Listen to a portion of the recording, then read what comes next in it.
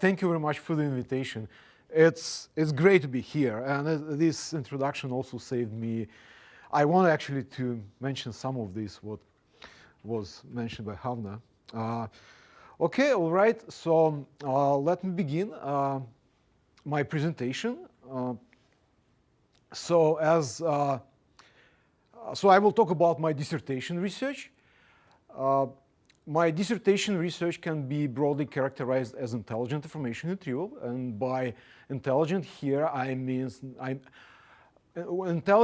intelligence means that we aim to incorporate basically ranking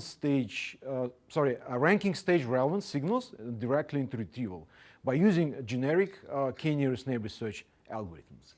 So this work, as was mentioned, is supported by the following NSF grant, and an important byproduct of this research, as well as the main research vehicle, is a generic and efficient library for k.NN search, codenamed NMSLeap.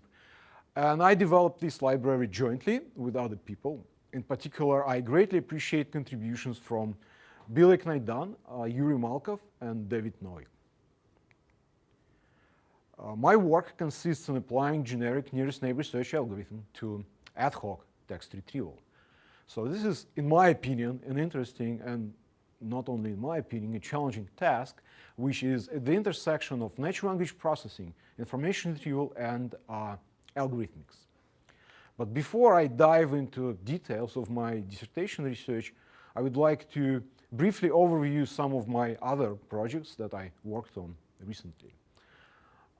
Before joining CMU, I was a staff scientist at the National Library of Medicine, where I worked on the search engine PubMed. In particular, I designed, prototyped, and helped develop a production version of the new or an updated version of the rank retrieval algorithm, which delivered a 15x improvement in efficiency without any loss in accuracy. Concurrently, I participated for several years and tracked web ad hoc task, and for 2 consecutive years we submitted best category B runs. I then worked on. Yes. I'm just curious. What is the web ad hoc task, and what is category B? Well, ad hoc is basically ad hoc retrieval, but kind of web scale. But we didn't have enough resources because it was a personal project. It wasn't related to my work. So we basically had to use a smaller 50 million subset. So, yeah. And by the way, feel free to ask questions. I should have mentioned this. Yeah, interrupt me whenever you have a question. So, yeah, it was a small subset, but in fact, for the last year we participated, it was the second best overall. It's not, these track evaluations, they are not like Kaggle-like competitions where you have thousands of participants sometimes, but it's still challenging to get good results because you compete against people who have been doing this for sometimes dozens of years, like Robertson, for example, or Terrier team. Okay, all right, well actually that was super fun. And then I worked on lightweight compression for information retrieval, and actually I'm very proud of this project because I think it was the first published work where we could develop an algorithm that decompresses / decodes integers, billions of integers per second, and it was also the first algorithm that could decompress integers with the speed of reading from memory using a single CPU core. Okay, I also worked on the reliability of IR experiments, on metaphor detection, and participated in the development of domain-specific question answering system. While the last project didn't produce any publications, but I still got a lot of useful experience with QA systems. To further motivate the discussion, I would like to present you an example. I want to motivate the discussion with an example from the domain of factoid QA. So assume that you have an unstructured text collection and you want to build a QA system. Well, a factoid QA system that would be able to answer questions like this one: who released an animated adaptation of Goldilocks in 1922, right? So which approach would you use? Well, here's one algorithm or method that you can use. It's famously dubbed as deep QA, although it is actually largely based on the ideas pioneered by the proto-syntax system developed in the 70s. So such a system would analyze a question. It would extract search queues, which are important keywords and key phrases. It would also try to determine, and this is really important, the type of the question, the expected type of the question. So in this case, it's a person. And then it would use the retrieval module to find passages containing these keywords and key phrases. And here is an example of what such system might, hypothetical system might retrieve. And as a last stage, it would use, it would try to extract/generate answers from the passage, from the retrieved passages. And this step usually relies on named entity recognition with subsequent comparison of types of extracted entities against the expected type of the question. This is a really well-known algorithm.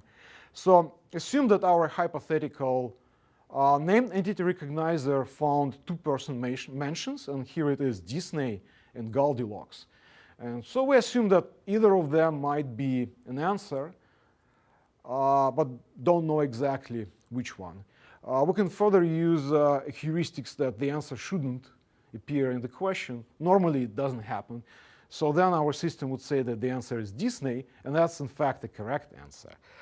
And this approach, where we first determine the type of the question and then generate answers that match the type of the question, is called type and generate. It can be really fast. It can be easily coupled with the IR module, but it's also very brittle. And the reason for this is because it happens because named entity recognizers, question typing modules, and everything related to NLP is actually quite inaccurate. And in fact, if you try a real named entity recognizer on this passage here, Disney would be an organization.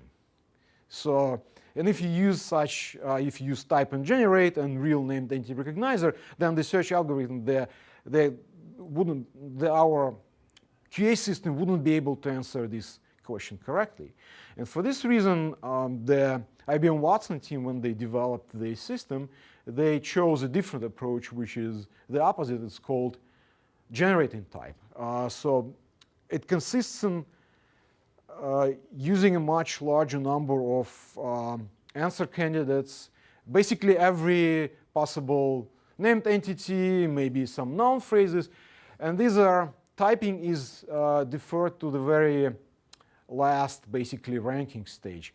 So but this algorithm can be much more accurate, but it's also much more expensive. So on one side of the spectrum, we have fast but brittle type and generate. And on the other side of the spectrum, we have more robust but apparently much slower generating type approach. And I would argue that instead of reaching for this extreme, we need to achieve some middle ground solution. Oops. All right. And so how would we achieve this middle ground solution? I would argue that one should do more work during retrieval, and in particular by incorporating relevance, ranking stage relevance signal into retrieval. However, there is an efficiency issue because as we keep adding these complicated, more expensive to compute signals to the, basically incorporating them into retrieval module, as we add more and more of such signals, the retrieval becomes less and less efficient. So at some point, we wouldn't be unable to use a simple TF-IDF based retrieval, which is in fact a simple form exact k.NN search using the maximum inner product similarity, and we would need at some point to replace it with more generic and more flexible algorithm for k.NN search. Okay. Yeah. Can you go back? Yes. Actually, can you even go back one more? The one thing that I'm not clear on is, right, the way I'm used to thinking about something like your first example is that what you get back is an answer as opposed to a sentence or a document, right? Are you thinking about this differently? Sorry, can you repeat this? In this context, what is the output of the system? Oh, okay, good point. I should have probably been more clear about this. So this is factoid-based QA system. So the output of the factoid QA system is typically a named entity, right? In some cases, it's a noun phrase. But it's much harder to deal with noun phrases because there are so many of them.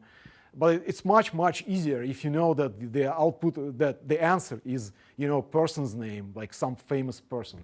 This is why actually it's easier to deal with quizzes and yeah. Right. So the part that I'm confused about, if you go to the next slide, then when you're talking about intelligent retrieval and so on, what's being retrieved?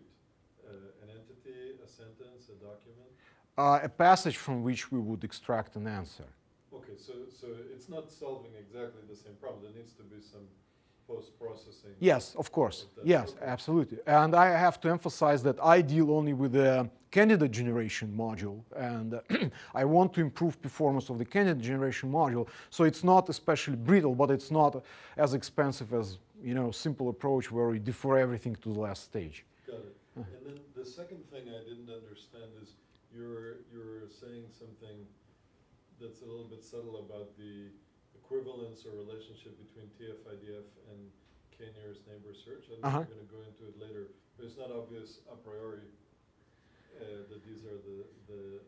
I think you were saying that TF-IDF is some kind of special case of Yes, absolutely. Yeah. So can you just elaborate that? Yes, that's a good question. Well, I'm skipping some of the technical details for the sake of time, but basically TF-IDF, if you compute like similarity like BM25, it's what you essentially compute. It's the inner / dot product between a query vector and the document vector. And in most cases, we actually do it exactly. And when we have a short query, actually I'm going to mention it later, we have a short query and a sparse query document matrix, we can do it really efficiently. But if we hand really long query, it stops being efficient. Or if you build a complicated linear model where you include a lot of relevant signals, and then this sparsity doesn't help you anymore. Basically, it becomes an exhaustive brute force search. So exact search methods stop being efficient. Okay, is it clear? The question I was asking is, what's the relationship between nearest neighbor search and TF-IDF? It's not a priori. It seems to me that there's no relationship. Yes, they're equivalent. The equivalent, I mean, special case. It's a special case. It's exact nearest neighbor search, which is basically the maximum inner product search, because you compute the inner product and you find entries that have the maximum inner product, or say 100 entries that have maximum inner product. Okay, is this clear? Okay. All right. So I have to admit that using ranking stage relevant signals, embedding them into retrieval is not a new idea. And so this line of research is in fact related to the work of other people. In particular, it is related to the statistical machine translation-based query expansion approach by Stefan Riesler. It is related to automatic coupling for AR, which was proposed by LNII's Shuchen Yao and Peter Clark. And it's also related to structured information retrieval, which was advocated by Matthew Bilotti, Paul Ogilvy, and several other people. But what is nice here is that k.NN search can be a unifying paradigm that actually encompasses several ways of doing coupled and structured IR. Oops, sorry. Okay, so by applying these generic k.NN search algorithms, we aim to achieve three objectives. So we have three hopes. We hope that we will be able to find documents relevant documents that are hard or unable to find using standard TF-IDF retrieval, simply because that's a very simple similarity that does not reflect all the complexity of the language. We hope that this may permit an effective separation of labor between data scientists focusing on accuracy and modeling and software engineers focusing on efficiency and scalability. And we also hope that using k.NN search, generic k.NN search, will allow us to achieve better efficiency effectiveness trade-off. Unfortunately, k.NN search is a hard problem that in many cases, it's a hard problem if we deal with high-dimensional data. And in many cases for high-dimensional data, due to the curse of dimensionality, we cannot retrieve things both efficiently and accurately. In some rare cases, we do have computational shortcuts, as in the case of TF-IDF search, where we have sparse query document matrix. But we believe that in general case, these shortcuts do not exist, and the curse of dimensionality cannot be fully removed. But we can apply a magic of approximation to weaken this curse. And approximate search methods can be much more efficient, although at the expense of losing some of the relevance answers. And this creates additional challenges because to replace or complement, say, TF-IDF-based retrieval with generic k.NN search, we have to achieve two challenging objectives. First, we need to design a simple yet effective similarity that would beat a baseline method such as BM25 by a good margin. And I illustrate it here by showing that the set of relevant documents, that this green circle returned by this exact k.NN search using this good similarity, is much larger than the set of documents found by BM25. But we have to apply approximate search. So it may be the case that the set of documents retrieved by this approximate method is much smaller than the set of documents retrieved by the exact method, and that can actually be smaller than the set of documents retrieved by even BM25. And that's something that we don't want this situation to happen. To avoid this degradation by approximation, we need to achieve our second challenging objective. We need to implement really efficient and accurate algorithms for k.NN search. So, okay, so first objective, design an effective similarity.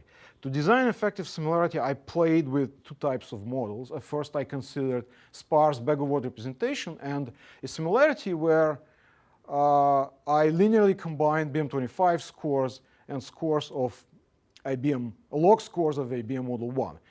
There is prior work showing that this solution can be really, really efficient.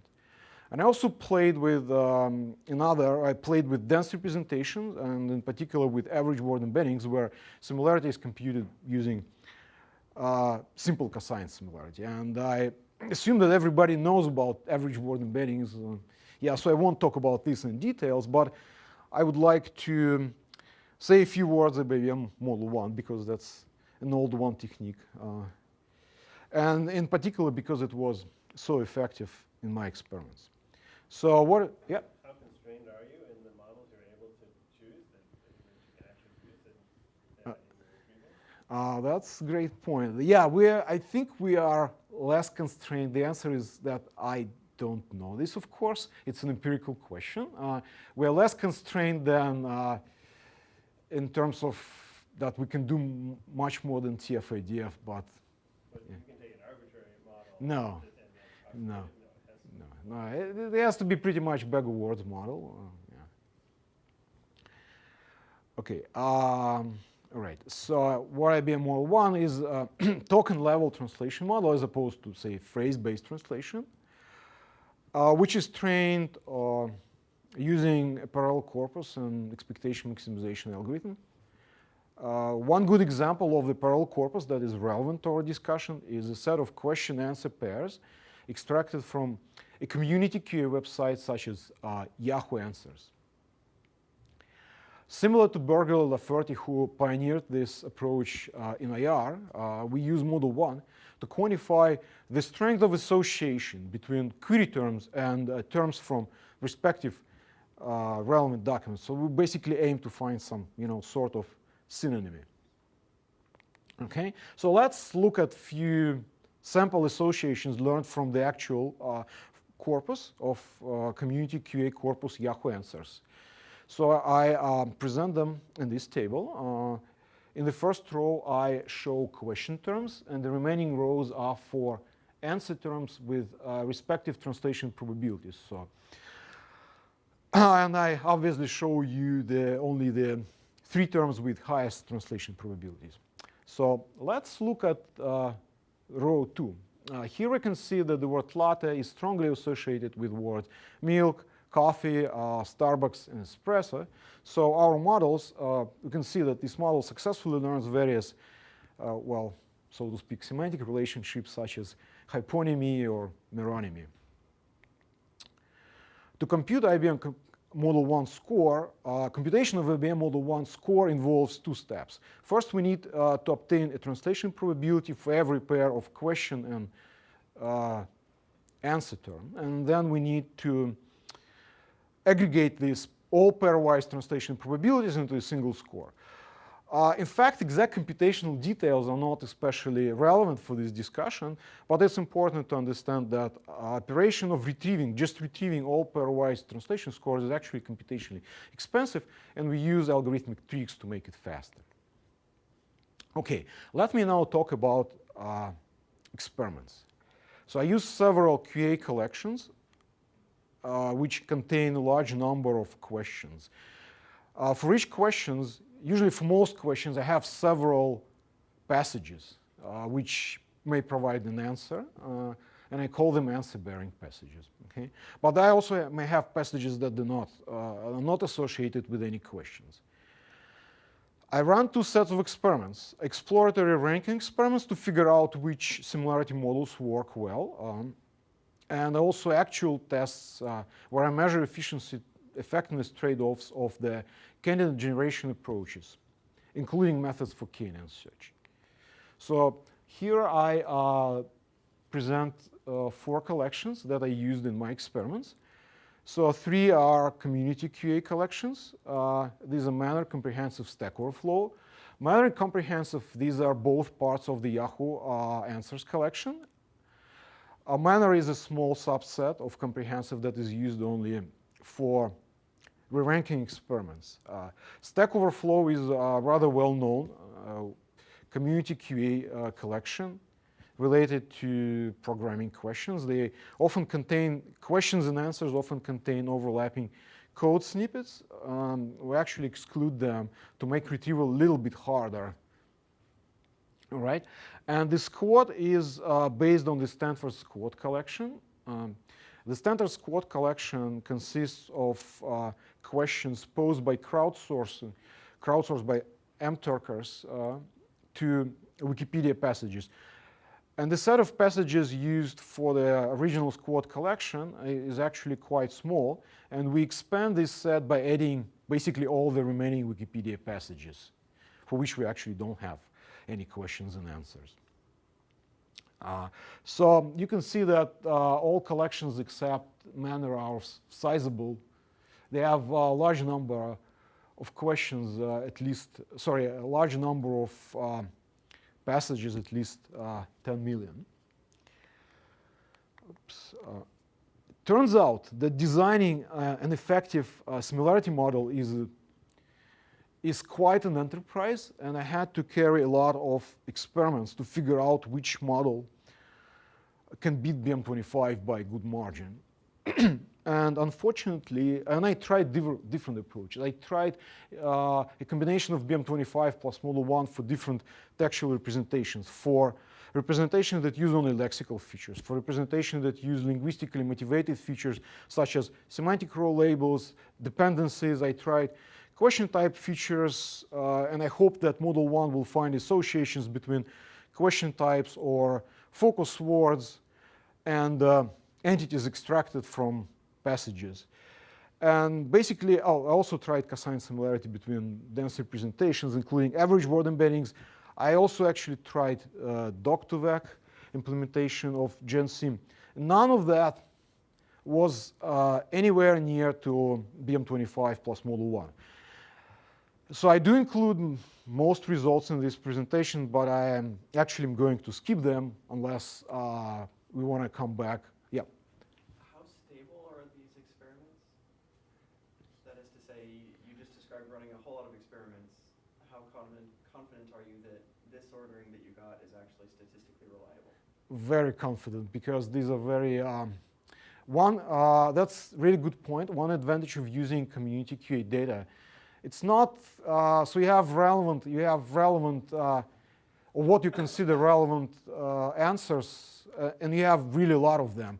So basically, none of these experiments used less than 10,000 question-answer pairs. So these results, and I didn't compute statistical significance for all the results, but I'm pretty sure these results. I'm just wondering, like, the stability of like using different random seeds and running the same training. It's all very, very stable, because these experiments actually used really a lot of, I ran really a lot of experiments, and basically I never saw the case that it changes a lot. And I used development, I used 2 development sets, and it was all very consistent. Yeah. Did you try any other ways of averaging the word representations, or was it just like a uniform average? No, it was IDF-based average. I also tried several approaches. I tried off-the-shelf embeddings, several types like glove,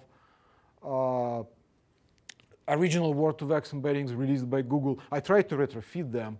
This gives a little boost, but the boost is actually a very small one, maybe a couple of %. And I also tried doc2vec, as I mentioned. Well, basically, and this is consistent with some other research, if you use just word embeddings or just doc2vec, for ad hoc retrieval, the results are pretty bad. You can combine them with, say, BM25, and you will get maybe 10% on top of BM25, which is nice, but it's not good enough to apply k.NN search algorithm, because the approximation will basically destroy this, advantage over BM25. Okay, any further questions? No, we have lots of questions. We want to let you continue because you're run out of time. Please. Okay, I was told that was going to be like 40 minutes presentation, because we're nearly done. Good. Okay, so basically, Sorry, sorry. I'm actually dying to know. Does Elasticsearch support BM25, and are we using it instead of? Is that what we're? It does. And It does. is that what we're using or not? It's one of the signals ranking. But it has somewhat inferior implementation. Lucine's BM25 can be like 10% worse than good BM25. But it doesn't really matter if you rank the output of Lucene using more stronger model.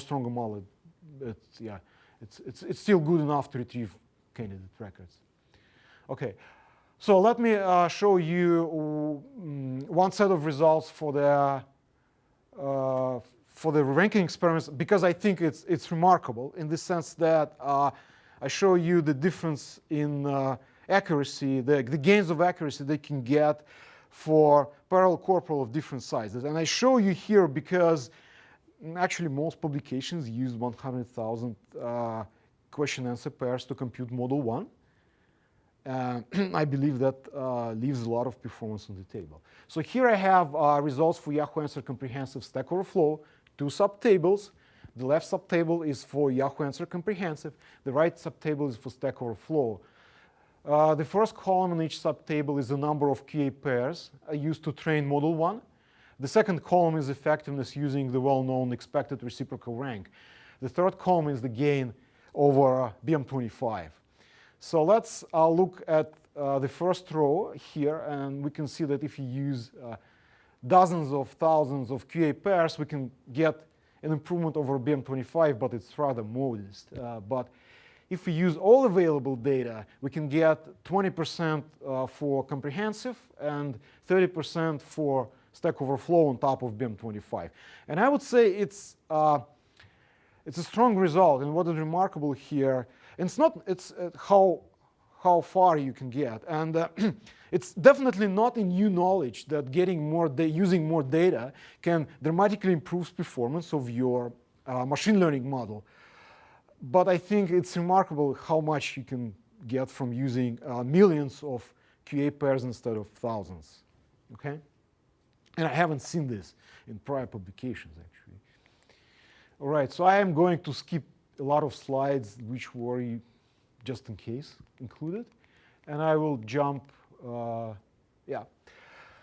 as I mentioned, our second, but don't worry, there is going to be no technical description, so we'll stay on time. So as I mentioned, we need, our second grand challenge is to implement a very efficient algorithm for k.NN search. So which algorithm should I use? LSH? No, I'm using very obscure algorithms. One is called proximity SW graph, which stands for small world graph. It's a graph-based search algorithm. And another is, the second one is a pivoting algorithm called neighborhood approximation index on app. So why would I use these algorithms? And there are two simple reasons for this. First of all, this is a simple distance-based method that work for non-Euclidean, non-metric, and sometimes for non-symmetric distances. Well, coming back to your questions, how generic it can be. Well, pretty generic, more generic than some other approaches. And also, in many cases, they either SW graph or NAP, they beat state of the art even for the Euclidean distance. And that's especially true for the graph-based search algorithms. Okay, so I skipped the technical details of these algorithms unless anybody wants to know them there. And I will jump right into the description of my experimental results, where I show you the efficiency effectiveness trade-offs of several candidate generation approaches, including methods for k.NN search. So here, in this plot specifically, I show you the results for Yahoo Answers Comprehensive. Efficiency, unfortunately, I can't use the laser pointer. Well, efficiency is on the y-axis. It's in milliseconds per query. It's the log scale. Effectiveness is on the x-axis. It's expected reciprocal rank. And in these plots, lower and to the right is better. Okay, I use different colors to denote different similarities. Blue is for BM25. Black is for BM25 plus Model 1. I have multiple k.NN search runs associated with the same method. And the reason is because I vary methods parameters to obtain different efficiency effectiveness trade-offs. So blue diamonds here, these are NAP, neighborhood approximation index, and the similarity is BM25.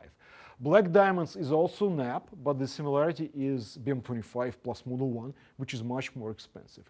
So these stars here, and remember that the lower to the right is better.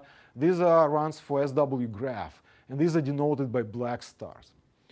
Approximate k.NN search runs are compared against several baselines. One is just brute force exact k.NN search, which is super slow. This is blue pentagon for BM25, and the black pentagon for BM25 plus Model 1. And this is just, taking dozens of seconds per single query. Another baseline is an efficiency baseline. This blue square here is C++ reimplementation of Lucin's algorithm that doesn't use compression and keeps everything in memory. But it also uses BM25. It's here, and I also have an effectiveness baseline, which is Lucene, which is used to generate 100 candidates, which are later re-ranked using similarity BM25 plus Model 1. Okay, and ideally, we want to be more efficient than this blue box and more effective than this black triangle.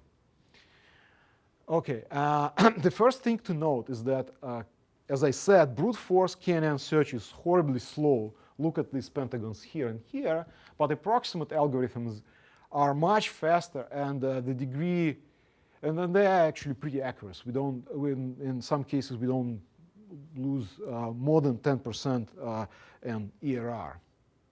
And second, I believe that this plot actually supports my conjecture that using a more complex similarity ranking, stage similarity in the retrieval algorithm can be beneficial. And you can see this from comparing blue diamond runs and black diamonds run. They're basically the same methods with the same set of parameters, except these are two identical pivoting algorithms, but they use different similarities. So this one uses much faster similarity BM25, and these runs are using much slower similarity BM25 by model 1. But look, for example, at this black diamond run. It's about twice as efficient as all the blue diamond runs, but it's about 10% more effective. So let's now look at the results for Stack Overflow, which are in general similar. We have the same setup, the same colors, the same shapes for the search methods, but I would ask you to look at these stars here, which are runs for the method SW graph. So these runs are about like twice as efficient as the C++ implementation of Lucene, and they seem to be slightly more accurate than the than the ranking approach based on Lucene, although this difference actually is not statistically significant. So they're probably roughly as accurate. Okay, and the results for Squad, they're kind of similar, but the performance of k.NN search is much less impressive here. Okay, jumping right into the conclusions. Based on these experiments, I make 3 conclusions. First, generic k.NN search can be reasonably efficient and accurate in ad hoc retrieval tasks. Second, I think it supports the idea that it can be beneficial to take some ranking stage signals and incorporate them into a retrieval/candidate generation module. But there is also a negative result, which I kind of didn't discuss in details. Basically, nearly all of the results that we can find using k-nearest neighbor search we can obtain using TF-IDF retrieval module with subsequent re-ranking. Well, I think it may be possible to do better, and I actually hope for this, but to demonstrate this requires more work on, one needs to work more on the modeling side, and this remains for future work. All right, we have come to the conclusion. Thank you very much for your attention. I welcome your further questions, but please know that the code is on GitHub. The nitty-gritty experimental details are actually in the thesis draft if anybody is curious. All right, that was it. Thank you.